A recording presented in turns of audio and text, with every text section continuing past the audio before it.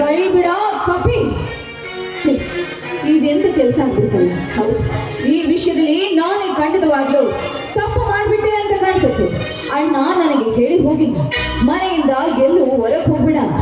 ಆದ್ರೆ ಮನೆ ತುಂಬಾ ಬೇಜಾರಾಗ್ತಾ ಇದೆ ಅಂತ ಹೊರಗೆ ಬಂದೆ. ಹೊರಗೆ ಬಂದ ತಕ್ಷಣ ಈ ಕಾಮುಕನ ಕೈಯಲ್ಲಿ ಅವನ ಸೆಳೆತಕ್ಕೆ ಸಿಕ್ಕೊಂಡ್ಬಿಟ್ಟೆ.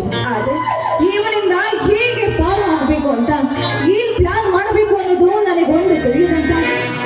ಯಾಕೆ ಸೃಷ್ಟಿ ಮಾತಿನಲ್ಲಿ ಮೌನವಾಗಿ ವಿಚಾರ ಮಾಡ್ತಾ ಇದ್ದಾರೆ? ಒತ್ತು ಹೋಗುತ್ತದೆ ವಿನಃ ನನ್ನ ಮಿಲನವಾಗುವುದಿಲ್ಲ. ಬಾ ಸೃಷ್ಟಿ, ಹೇಳಿ ಹಣ ಮಾಡಿ ನನ್ನ ಕಾಮವನ್ನು ಕೇಳಿಸಿದ ನಾವು ತಕ್ಷಣ ಬೇಡ.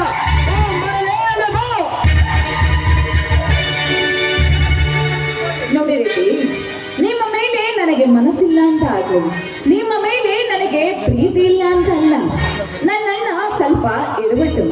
ನನಗೆ ಇಲ್ಲಿಗೆ ಕಾಯೋದಕ್ಕೆ ಅಂತ ಹೇಳಿ ಇನ್ನು 10 ನಿಮಿಷದಲ್ಲಿ ಇಲ್ಲಿ ಅವನು ಬಂದ್ರು ಬರ್ಬೋದು.